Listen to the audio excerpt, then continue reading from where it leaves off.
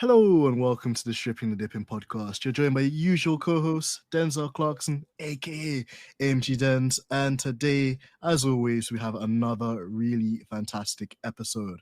Now, if you've ever wanted to know who's responsible for, those very interesting radio messages we get in the F1 broadcasts, and kind of the story behind that, also the insight behind those messages to the process of how that's broadcasted on the network, well, you're in luck because we've got a really awesome guest today.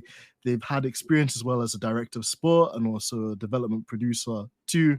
So, guys, I wish that you give our guest a really special warm welcome.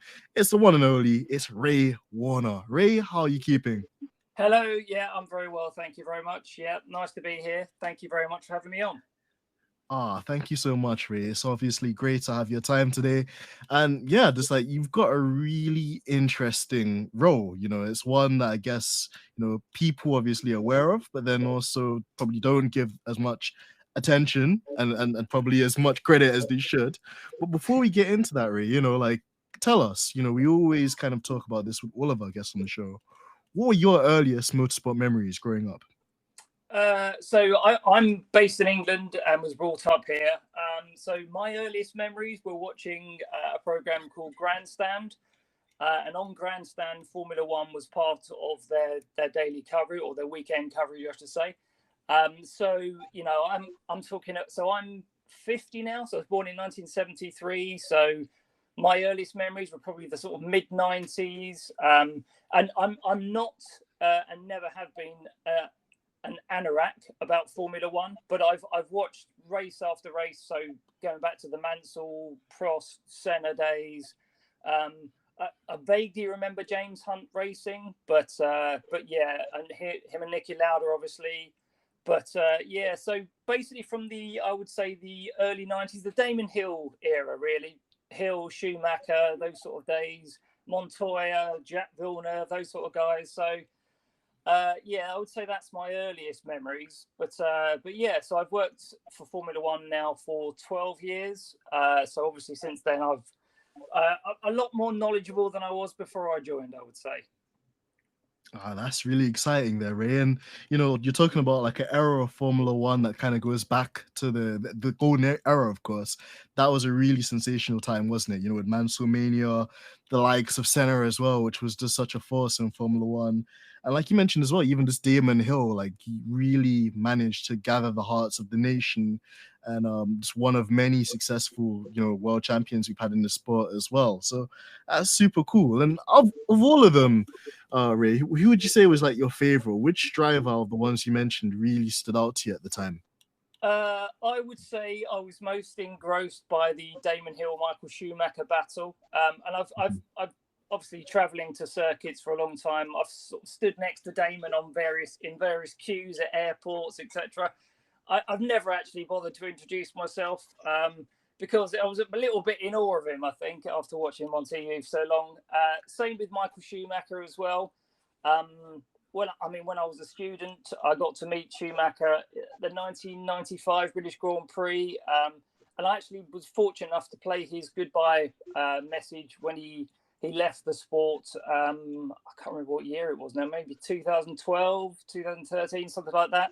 On the way to the grid in Sao Paulo. So that was kind of a weird, very surreal moment, having grown up watching him to be responsible for playing his goodbye message to the sport. So yeah, very poignant.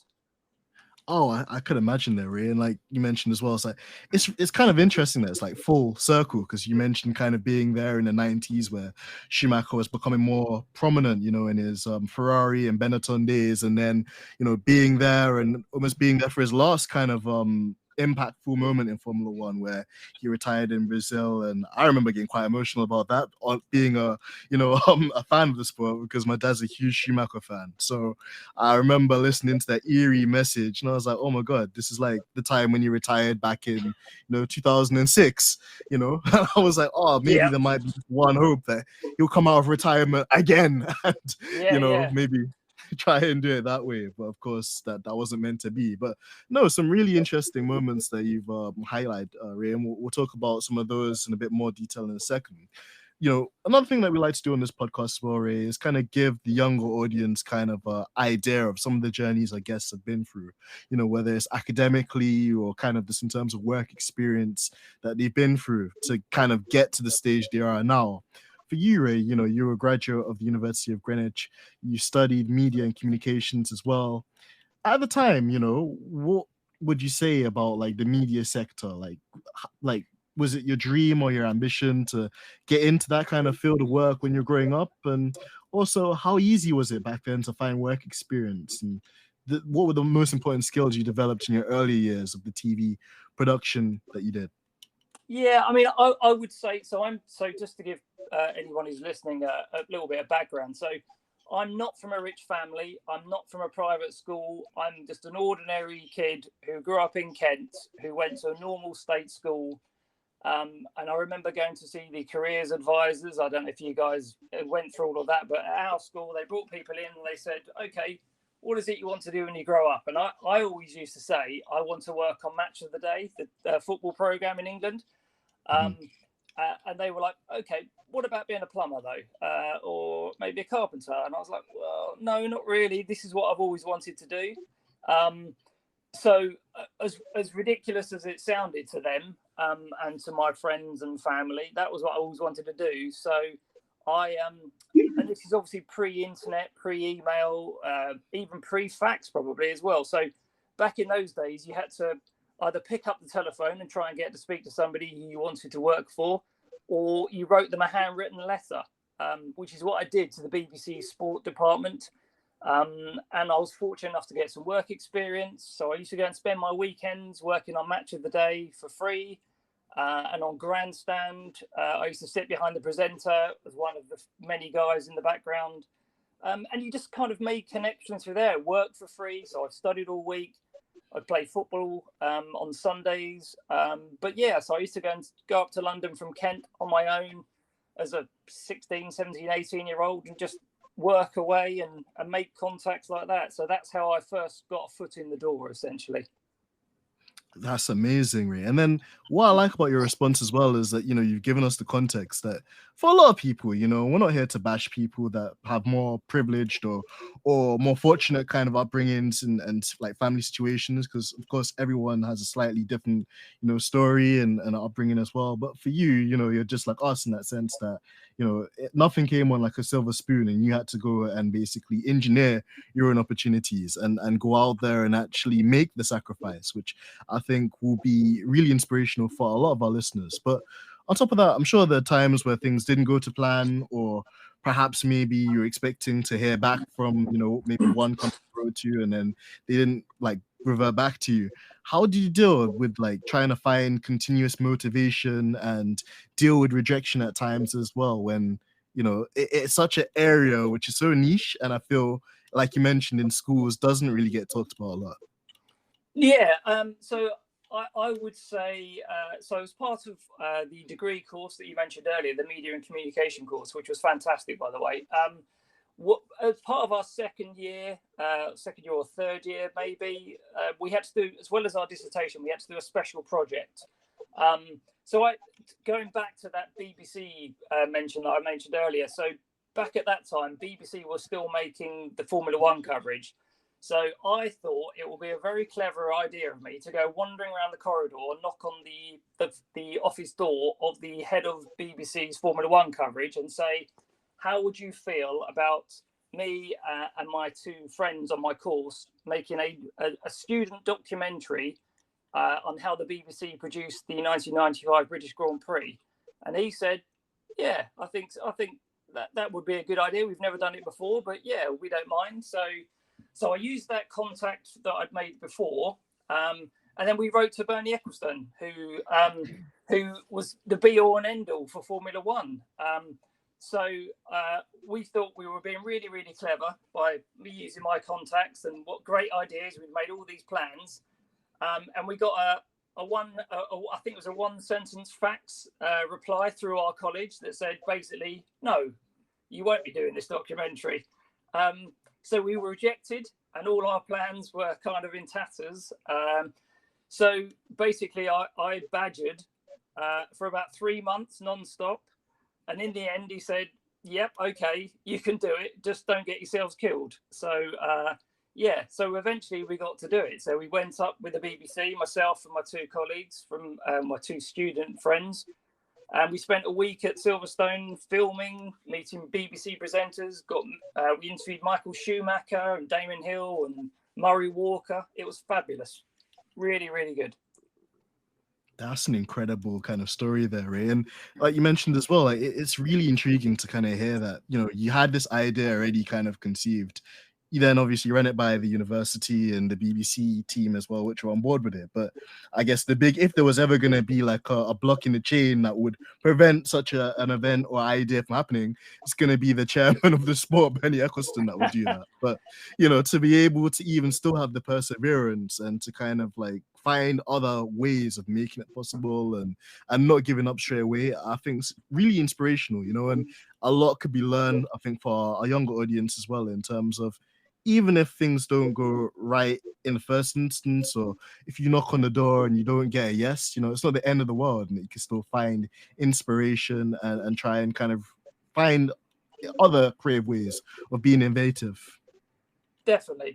I just think if you want something enough, I think eventually you'll find a way. Of course, it may have never ever been a yes, but you know, I think eventually, if you stick at something, you will eventually break through that glass ceiling. So, yeah, we were lucky enough to do it, and it was like a once in a lifetime experience for all of us.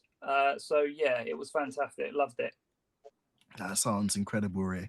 And you know, whilst on the topic of like the TV production side of it as well, we'd be remiss if we didn't ask Ray, what was the state of the network like at that time? Because you gave us some really cool, like time period correct, you know, insight into just how fast technology and just TV networks were moving at the time. You know, in terms of like faxing or even being able to have like a set and the way that, you know, like picture entertainment sports was being captured and broadcasted to fans. You know, we also know from our due diligence that, you know, you did some time with ITV and Granada Sports at the time too. What would you say has changed in terms of the landscape of the TV network between now and then? And what would you say was the most enjoyable time of those early years? So I would say, so basically, first and foremost, I'm a sports fan. Always have been, always will be. I'm just obsessed with it. It's the first thing I look at on my phone when I wake up in the morning. So growing up in that era was a frustrating time, I would say. So I would say I'm first and foremost a football fan. That was my first love of sport. But I love football. I love Formula One. I love golf. I love cricket, tennis, snooker, darts. You name it. I watch it, or used to. So growing up in the time in my own experience at least, was the time where you'd have to sort of lay under your duvet with a transistor radio, listening to sport. You had to wait for 3 matches in the old First Division, what's now the Premier League, to get a league table. There was no 24-hour news stations, sports news stations. There just wasn't the access back then that we have now. And it seems weird to even think about it now. But now, if you want anything in sports, you can access it on the TV, on your computer, on your telephone. You can watch it, you can listen to it, you can talk about it on social media.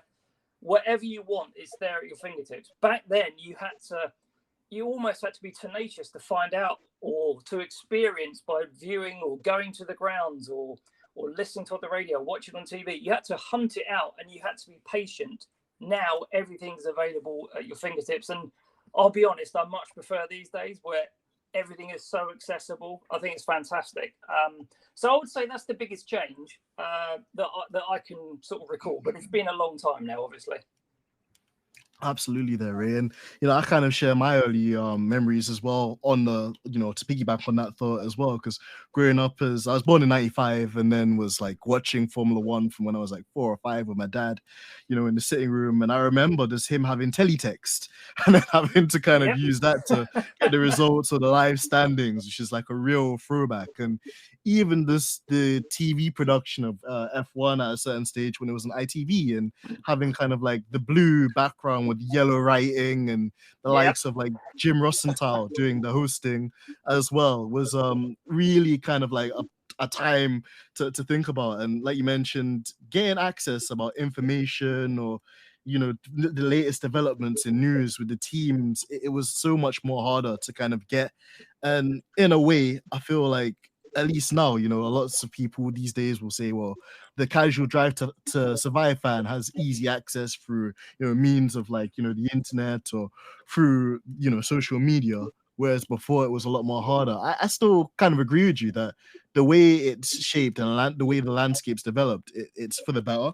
And ultimately as well, I think it's made it become more accessible for the fans to become part of the sport, and also in a way as well as given the fans that kind of perspective to be, almost like a fly on the wall as such, in terms of really getting the insight into the experience. So that's super key, and I think, like you mentioned as well, it's interesting to see that change in the industry, in terms of the digital production and the plethora of all the tools we have now.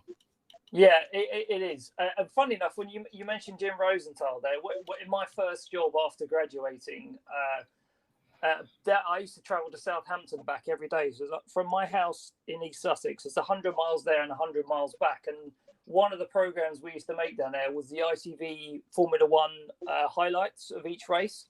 So, and Jim Rosenthal used to present the show, and Ted Kravitz was the pit lane reporter. Or one of the two, I think, with Louise Goodman. But Jim, we used to say to him, like, okay, Jim, we need an opening script for this, 38 seconds, please. And even honestly, without a script, 38 seconds, bang, every time, perfect. It was just unbelievable to witness someone so professional. He was excellent.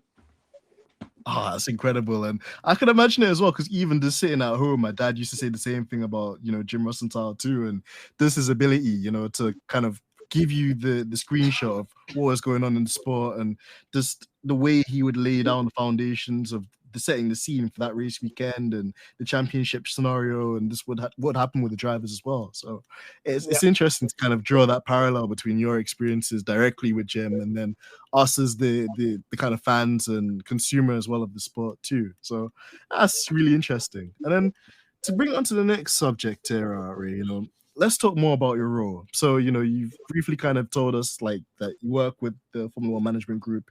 You've been there now for 12 years, which is amazing, because it feels like in Formula One, no one's really there long. So if you're there for 12 years, it means you're doing a really great job, must I add. But yeah, tell our audience more about your role within kind of what you do with the sport and the TV production side of it. How did the opportunity come about from what you were doing before? And actually, what does a race weekend look like in terms of your duties and arriving at the track, assuming that you're one of the traveling members of the crew? Yep. Okay. So lots of things to answer, and you're gonna have to nudge me on a lot of those, because I'm gonna forget those. But okay, let me firstly start by saying, since COVID, we remote produce the production now of Biggin Hill at the MNCC in Kent. So we travelled for a long time, and there's plenty of people who've worked for Formula One for a lot longer than me. So just to be clear, so I'm not a full-time employee. I'm a freelancer. But yeah, so 12 years now. So let's go back a bit. So how did I start there? Okay, so about the documentary that we made at the 1995 British Grand Prix, and I went there with two student friends. So one of those guys is now the director of the broadcast of the International World Feed, and has worked there for 20 something years now. So we were best friends at university. Spent every day together, studying together, playing snooker after every day of lectures together. And then we didn't see each other for about 15 years. Both left the town we grew up in. I don't do social media. And he thought I went into a black hole, disappeared into a cave by not being on Facebook or Twitter. And we bumped into each other one day, 12 years ago. And I said, "Oh, brilliant. How are you, mate? What are you up to?" And he said, "Oh, I work for Formula One." And he was always the Formula One nut, not me. I was always the football nut. But I loved Formula One, but not as much as him and nowhere near as technical as him. So he said, "Come and meet my boss. Come and have a chat." And he was like, "Well, asking what I'd done and etc." So I went and had a chat with the boss, and I've basically been there ever since. So yes, I got into Formula One doing the job I'm doing through my connection, through my university friend. But basically, that only gets you so far. It gets you in the building, but it doesn't keep you in the building. So you've got to keep yourself in the building. So that's how I joined Formula One, which is a bit of a weird sort of full circle from our student days. So the job I do, I'm the team radio producer, one of a team. Team radio is just one small team in a much, much bigger production. And we all have our input, obviously, to the TV side. So my job is to decide every single clip that any viewer hears on the international world feed. So it doesn't matter which country you're in, you'll be listening to the clips that I find interesting. So essentially, that's the job that I actually fulfill for Formula One. That is interesting. And, even just mentioning how you got into it with your friend as well, which is interesting because I feel like everyone has a story similar to that where like they've gone through university or education with someone and then they end up kind of meeting full circle, like you mentioned, kind of at the end of like, the studying part of it and getting into the actual world of work as well, which is super cool. And then in terms of your role as well, Ray, that is one responsibility because like I'm sure you appreciate yourself, Ray, but sometimes just even on Twitter, those clips that end up going up with something a driver said or communication between a race engineer and let's say the FIA can be what will be a huge thing on Twitter, whether it's a meme, whether it's like a very philosophical debate, let's say, in terms of the F1 fandom on Twitter. It's really huge in terms of how it affects the way we perceive the sport, how we look at certain incidents maybe that play out within a race, and of course as well just our perception of the drivers and teams too. But you mentioned there, Ray, as well that like a lot of the clips we hear are kind of moments that you find interesting. How do you decipher that, and how do you take the kind of stuff that's really pertinent and the stuff that is going to grab the attention of the listeners or be something of interest to fans with this kind of the regular stuff that the drivers probably say to the engineers all the time? Yeah, I don't even know really. I just do it. I just know it when I've heard it. I would so in terms of where my sort of everyone's got their own their own opinions on what's good and what's bad. So as some people could be watching a race for the very first time, and someone could have been watching for the last 50 years and know everything about how to disassemble a Formula One car and put it back together. I would say I'm somewhere in the middle. So I'm not technical. I'm no expert. I'm not an Adrian Newey. Equally, it's not my first race either, so I do understand what things mean when I'm, so I know what a pit stop is. I know what a flag colour means, etc., etc. So you've got to remember that you're catering to the mass audience and not exclude anybody. You want everyone to enjoy what you're playing. But I think fundamentally, if you forget the words team and radio, essentially we're storytellers. We're there to tell a story. So I try to make sure that every time that team radio graphic pops up on your television screen, I really want people to go, "Oh, hang on, let's listen to this. Stop talking, everyone. I want to hear what this driver or this engineer or this team principal is going to say." So I like to think we've got there, and everyone's got their own opinion. Anyone who does my job would have a different selection that I have, but I don't know. I mean, you're trying to entertain, you're trying to inform. So whether that's if there was no team radio, you'd be watching cars going around in circles. Now, let's take the race that's just gone. So Singapore, the whole weekend. If you bear in mind Red Bull's dominance so far this season, if you were watching that without team radio from Friday to Sunday, you might be thinking, okay, so Max and Checo are having an off weekend. Well, they weren't, because they're elite athletes and elite drivers.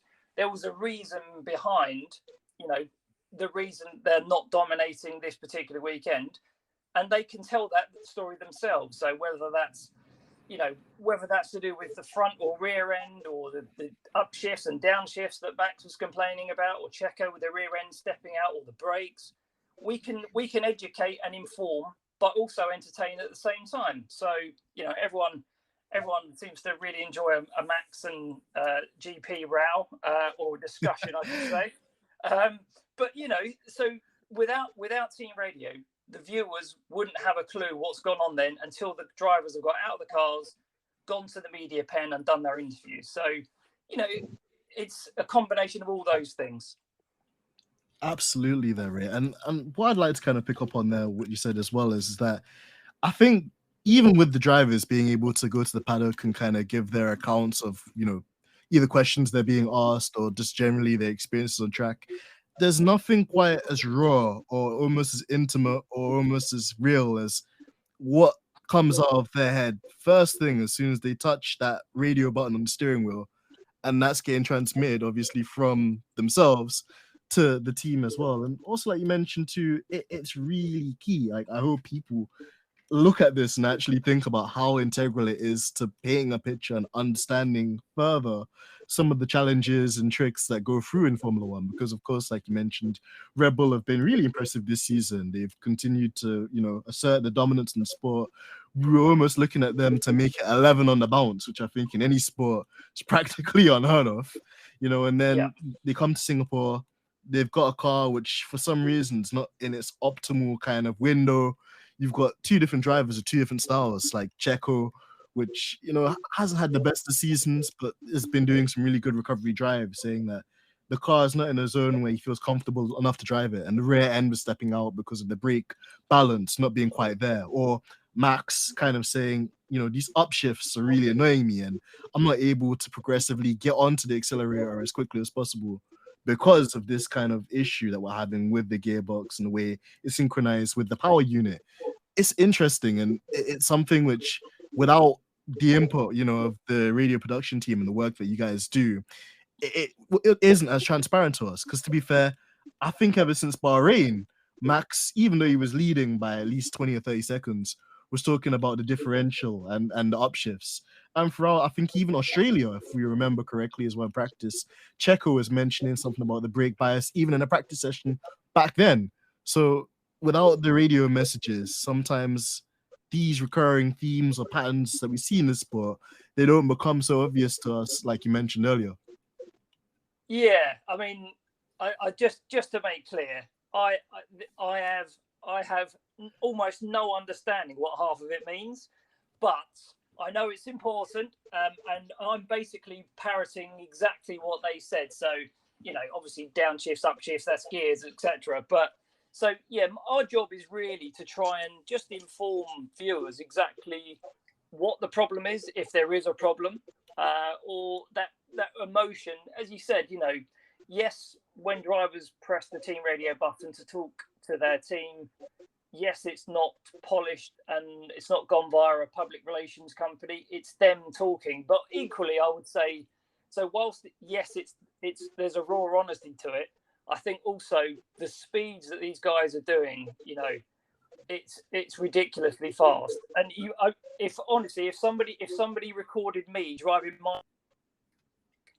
I would say that occasionally a reaction that might come out of my mouth wouldn't reflect the true me. But, when you're, if someone pulls out in front of you on a motorway, then you react, don't you? Because your adrenaline levels are flowing. And I think people should also bear in mind that, that's probably not the real, the polished version's not the real them. And I would say probably the team radio version, when they're at heightened state of awareness, is probably not the real them either. It's probably somewhere bang in the middle.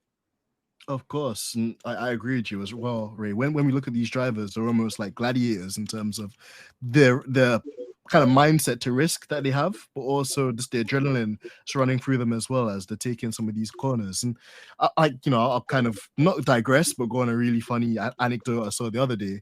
Christian Horner was on this podcast and he was talking about his early days, because many people forget that at one stage before we knew Christian Horner, the team principal at Red Bull, he himself was like a junior F2, F3 driver looking to go up the ranks. And he was talking about coming out of the pits one day in a practice session at Portugal and there being this really high speed blind corner, which, you know, you couldn't really see the apex of further than.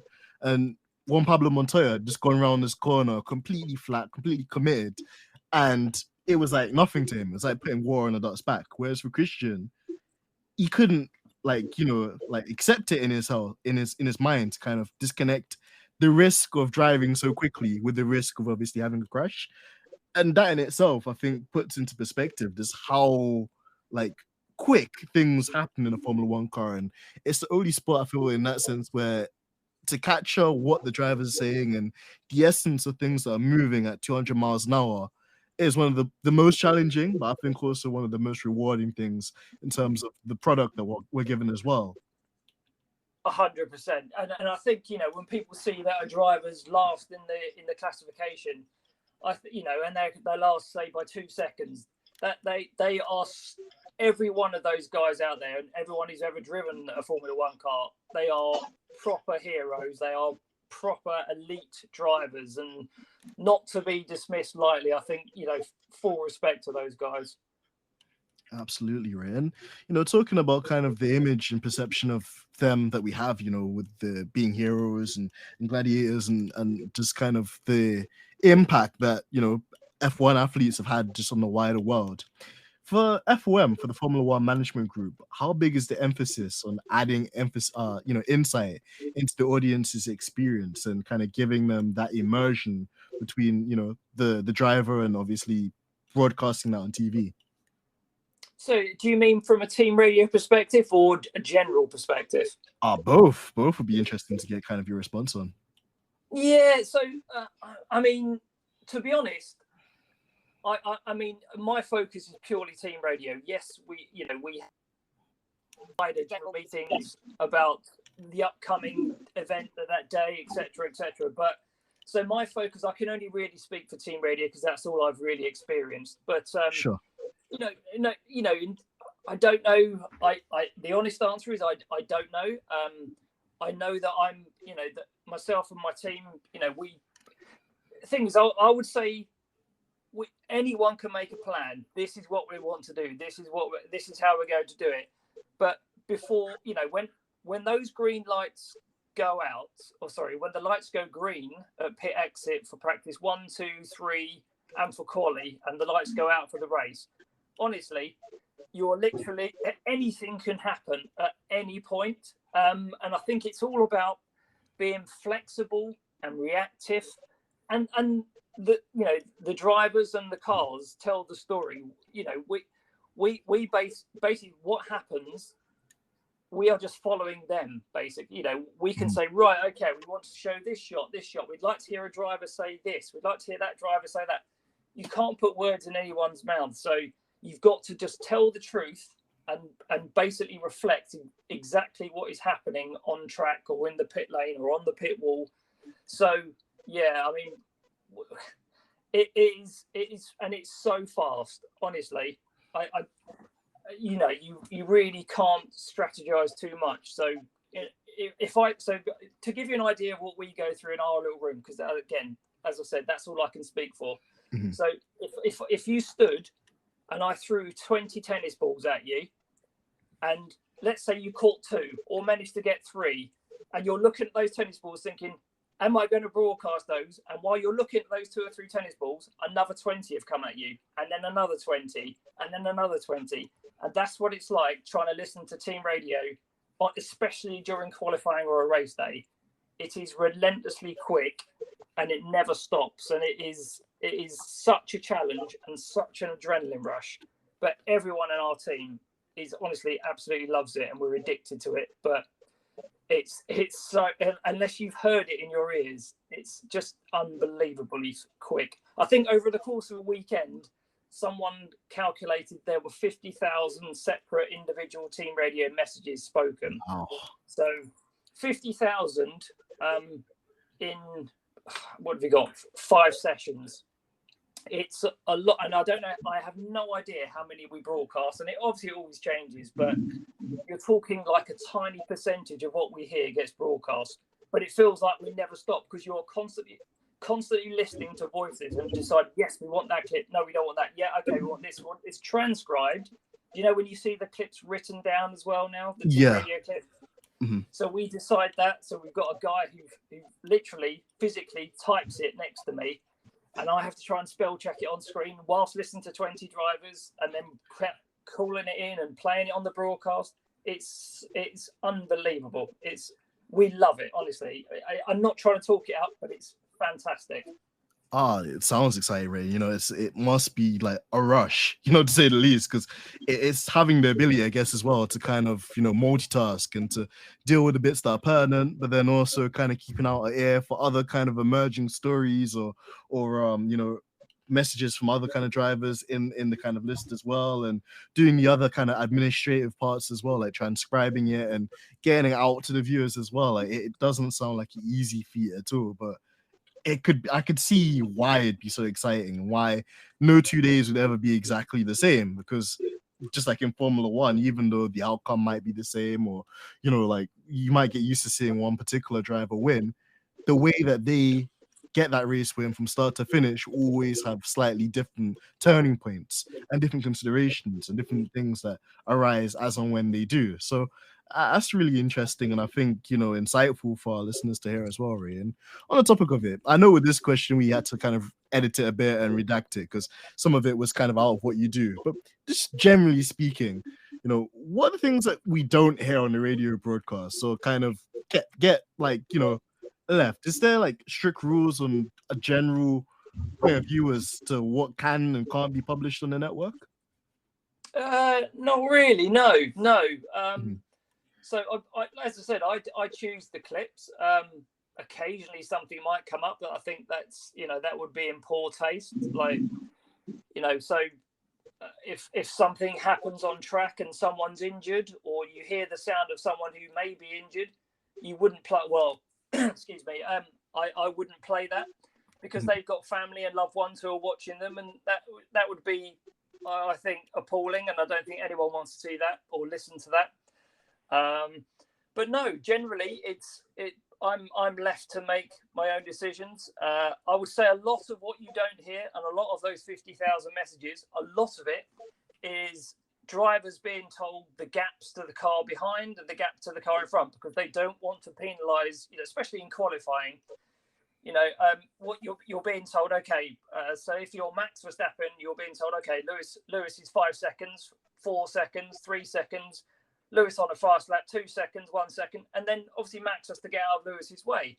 And then there's another driver. So if you're on a charge lap and you're slow, you've got to make sure you don't impede other drivers. So a lot of the communication from the race engineers is about traffic coming from behind and not impeding their rivals, basically.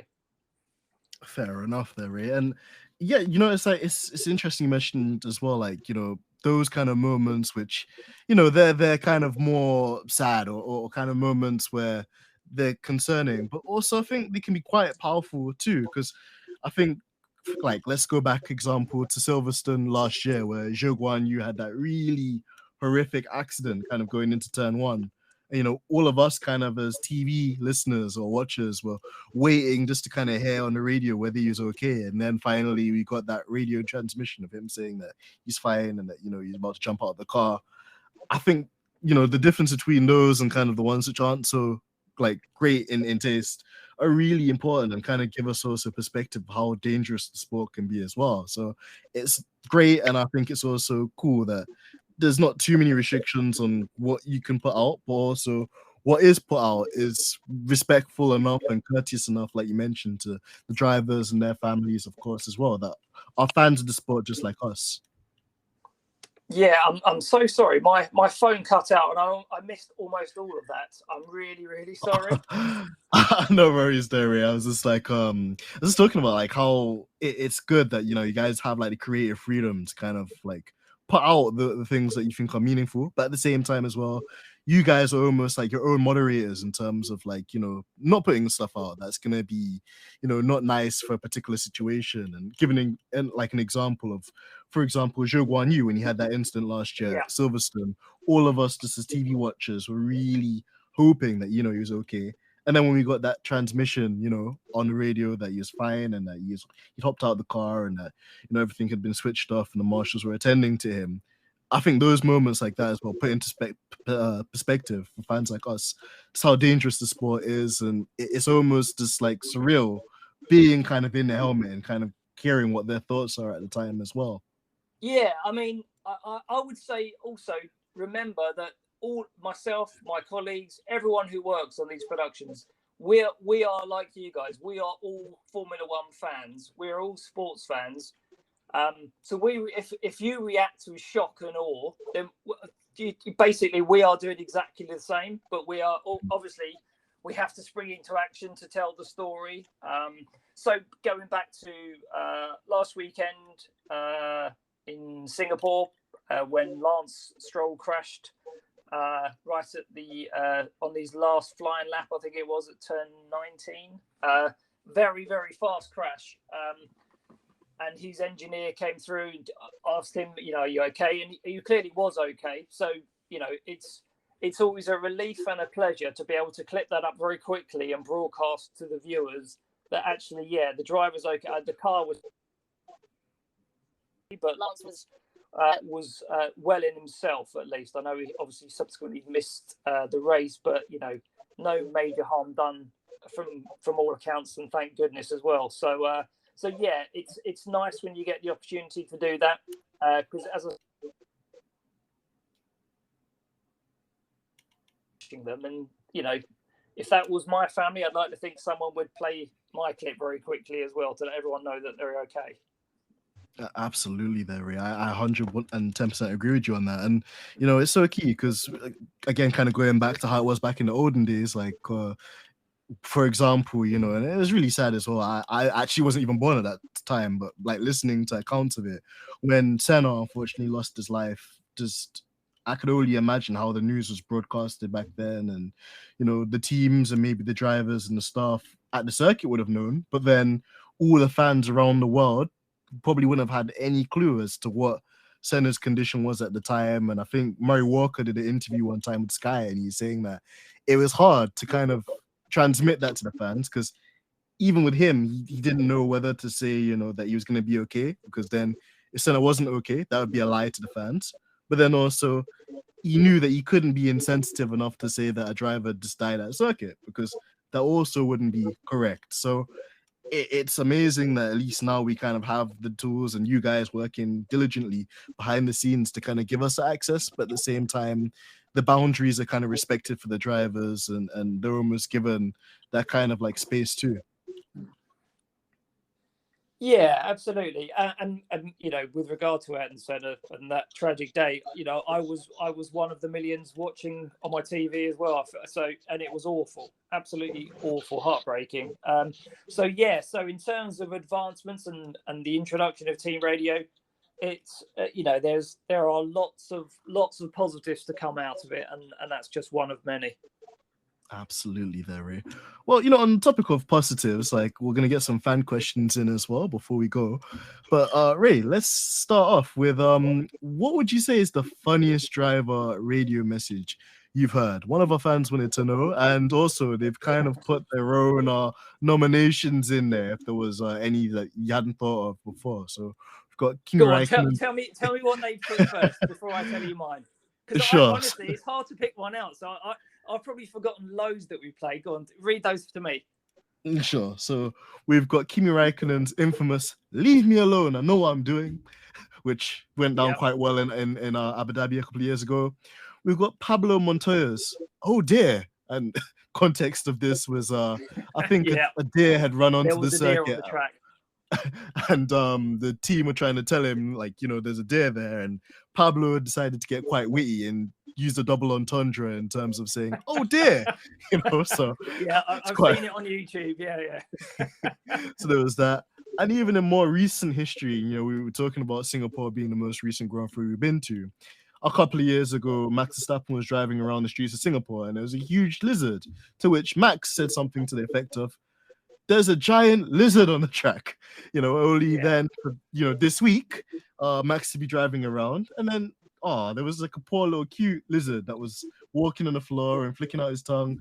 And him and GP were having a whole 2-minute conversation, like on his outlap, about how this mini lizard could be the son of like the favored lizard from a couple of years ago, and probably the son of Godzilla. Yeah, I think we had 3 yellow flags on Friday. Yeah, all for lizards, if that's the official name. Yeah, cross and yeah. GP said I think maybe Godzilla's had a kid. I think we played. Yeah. So I can't take any credit for the Juan Pablo Montoya one. That was before I joined.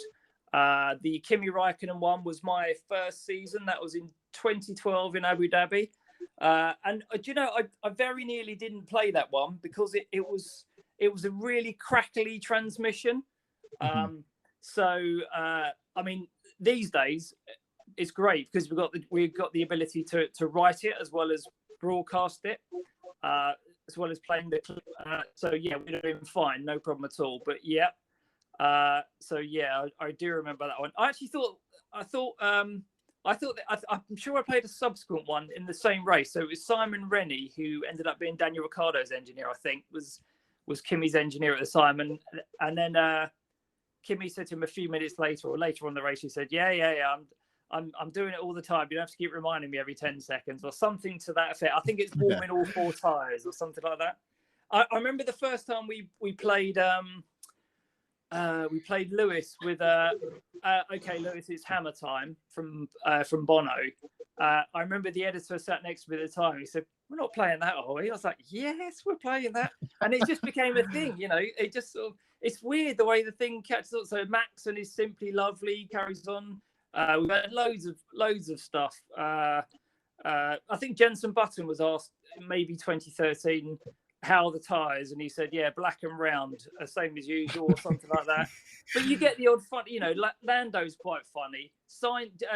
Carlos Sainz is quite sort of dry and witty in his comments. I think was it Jenson stood in for Fernando. I can't remember what year, in Monaco, maybe 2018. Was it the one where you threatened to pee in his car? Yeah, he said, "I'm going to pee in your seat" or something like that. That was quite good. But yeah, I just forget half of them. I mean, not even the funny one. I mean, Danny Rick was always, you know, really good entertainment as well. And, you know, sometimes you got to lick the stamp and send it. I mean, I'd never even thought of that. Honestly, I thought that was really good. What else? Gasly over the line celebrating in Monza. And was it Sao Paulo as well? But yeah, I just, you know, when he goes mad, he properly goes mad, you know, with excitement. But there's so many. And I'm sure I'm forgetting loads of them, but yeah, Vettel was very good as well, actually, really good. Oh well, Vettel's given us so many like ones. I'm like even thinking of I think there's that one lap he got pole at I think it was Mexico. It must have been 2019 or something to that effect.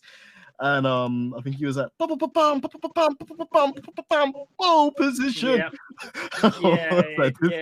I'm not. Do you know? I'm not now. Now you said that, I'm not sure I worked that race. You know, or maybe I was doing a different role that race because I don't think I played that one. But yeah, I know what you mean. And all the ping. What are we doing here? Racing all ping pong. Ping pong. That sort of stuff. You know, it is good. Honestly, if I sat and thought about it for hours, there's loads that make us laugh. But again, you know, when we hear it, we're the same as you guys when you're hearing it on your TVs. We are cracking up laughing sometimes when we hear some of the stuff they come out with. And obviously some of it you can't play, but, you know, most of it is just so funny and really, really good. Absolutely. I could imagine there, Ian. And kind of like to flip the coin on its head, some of our viewers have also asked us to ask you, like, what's the most awkward driver radio message you've heard? Like something along the lines of like maybe an engineer giving their driver a bollocking, or maybe a team miscommunication with like maybe some drive like team orders, or a miscommunication. What would you say is like the most awkward one that you've had or heard over the years? Oh my goodness. I really should have done some sitting down thinking about this. The most awkward. Team orders is a tricky one. But I think, from our, and this is not a cop out of the answer, but I think if we tell the truth, then you can't pretend someone's doing an overtake when it's a team order, and I think you need to just tell the truth, and I think we do that very well.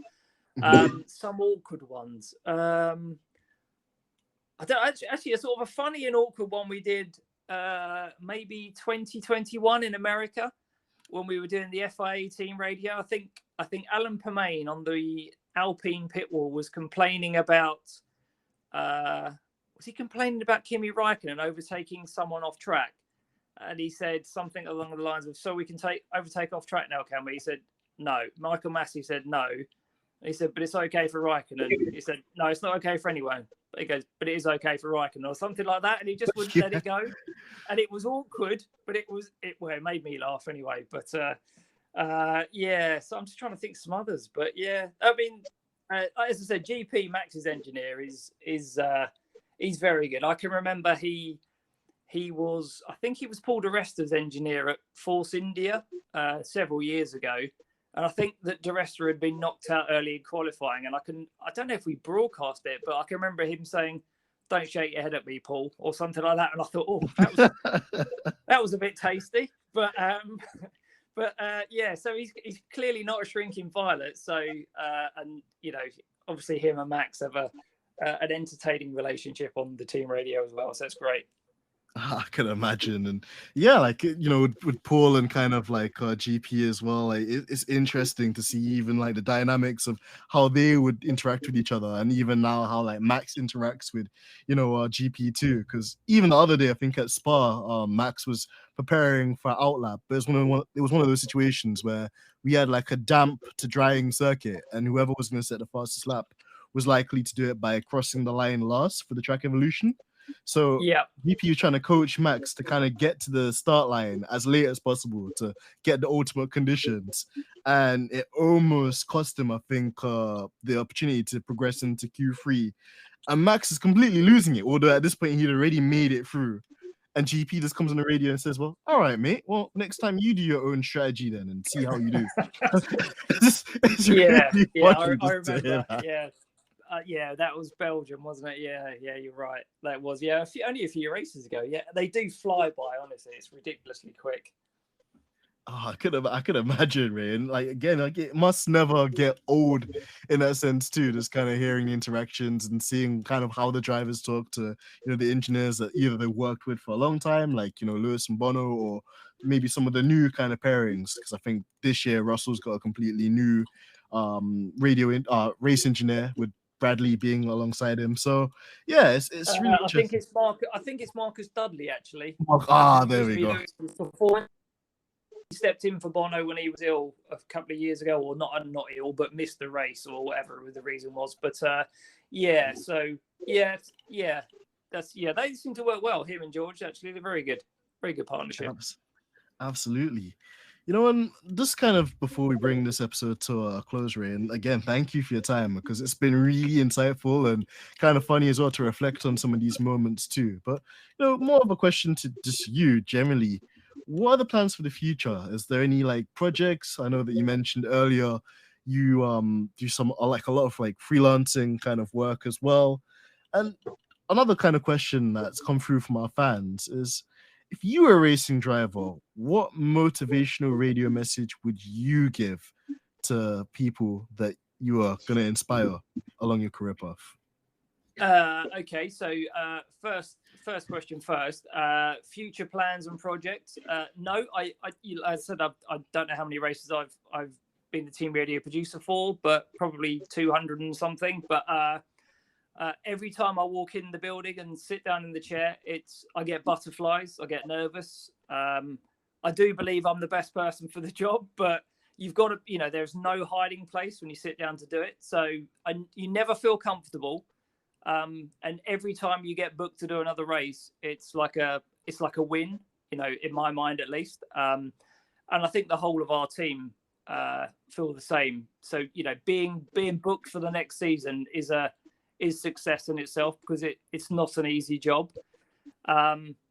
in terms of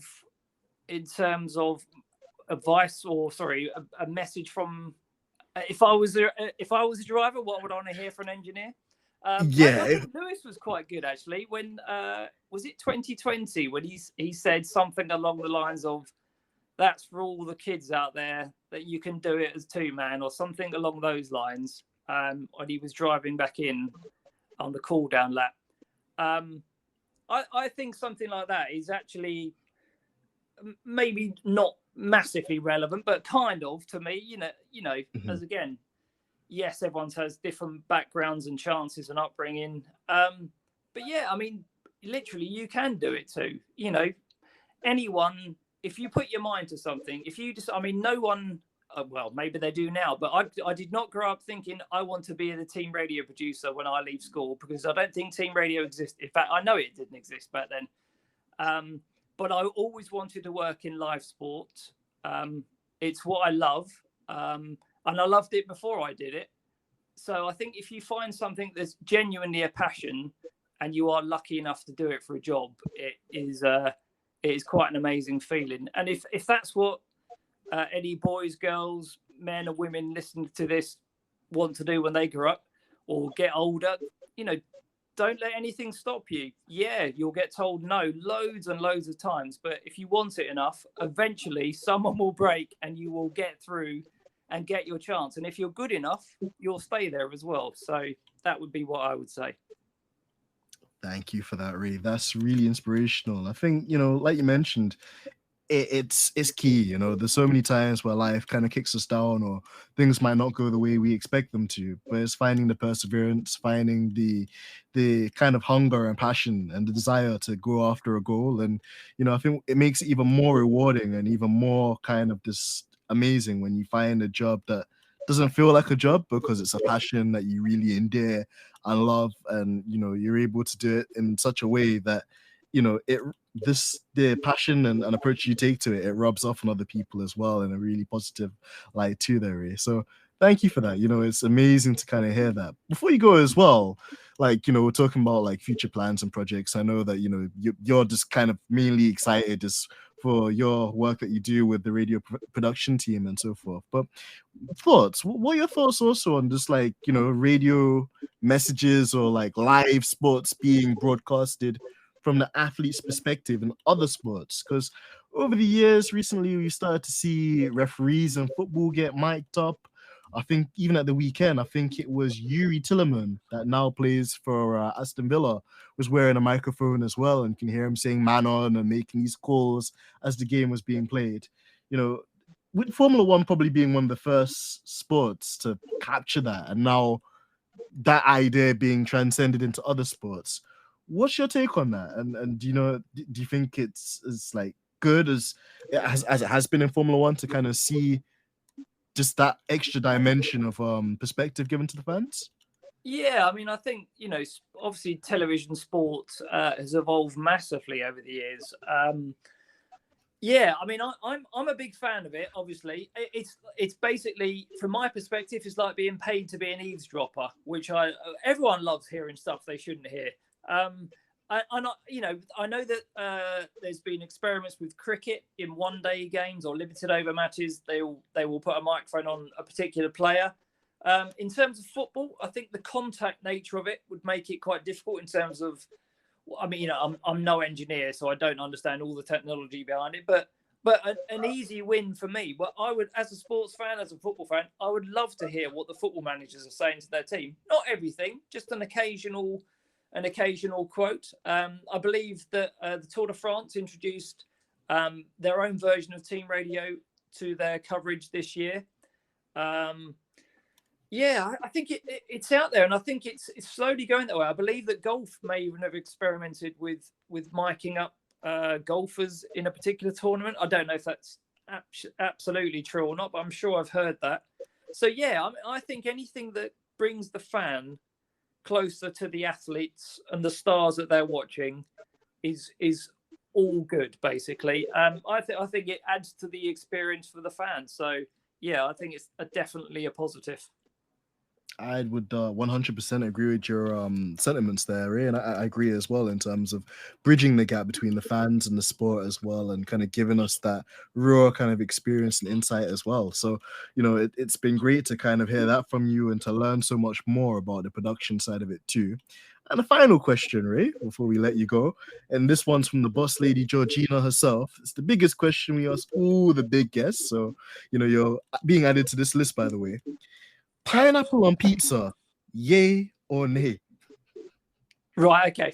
Before I answer that, oh no, go on, I'll answer it. Yay. I had it. Oh no, Ray, no, fact, Ray, I no, stick don't do banana that. on there as well. Ray, I no. love you. Ray, no, don't do that. I can remember being a teenager and ringing up a takeaway order for tuna and banana on a pizza, and it was absolutely delicious. Try it. It's unreal. It's so good. Not sure I've had it for about 30 years, but back then it was all. Can I say, I can't believe you've asked me to appear on this. I've never done a podcast in my life. No one knows who I am, working in the background along with the rest as well. So thank you very much. It's been an absolute pleasure. But I know you have some big name guests there, and I'm still slightly puzzled as to why I've been asked to do it. But it's been awesome. Thank you very much. It's been great. Oh, thank you so much, Ray. And well, listen, like for us, just as part of the team, it's about capturing motorsports from all perspectives. And whilst it's cool to get the A-list drivers and team principals and stuff like that, it's also about the people like you who help bring us the sport, and help generate the experience, and it means so much to us just in terms of how the input you have basically creates that experience for us and all the memories that we go on to talk about. And even when we're talking about like funny radio messages or memorable radio messages and things like that, I feel people look at, and it's always interesting to like get the kind of extra insight and to get those stories, right? So I wouldn't like beat down your drum too hard. You're just as important to us as the rest of them. And yeah, like I'm sure you'll have more people on LinkedIn, checking you out, which is also key. So guys, if you enjoy this video and this video, this is the audio recording. If you enjoyed this content, please make sure that you interact, that you drop your comments. What did you find fascinating? What did you learn that you didn't know before? What would you want to know maybe in the future? And of course, if you're looking to kind of get into the world of like TV production and broadcasting, Ray's a great person. I'm sure if you do it respectfully, he wouldn't mind answering some questions. So we'll have Ray's LinkedIn connected with this post as well when it comes out. But just Ray, a huge thank you to you for your time. It's been amazing. At some point, we'll have to get you back on as well so we can have some other discussions and talk about maybe some other funny radio messages or memorable moments in sports. Yeah, I'd love to. It's been great fun. Thank you very much indeed. And I'm glad people are enjoying what we're doing as well. So that's awesome. They're always enjoying it, Ray. Trust me. Like it literally, it's the foundation of a lot of the stuff we see and interact with on Twitter. So you guys are doing an amazing job, and we continue to support and wish you all the best for that as well. So yeah, guys, it's been your boy AMG Denz, aka the original smooth operator, not that guy Carlos Sainz that is winning races now and got his funny little radio transparencies there. But either way, a huge shout out to Ray for joining us on this episode and for Jorgy for organizing it all. And until next time, it's been your boy AMG Denz, and I'm out. Peace.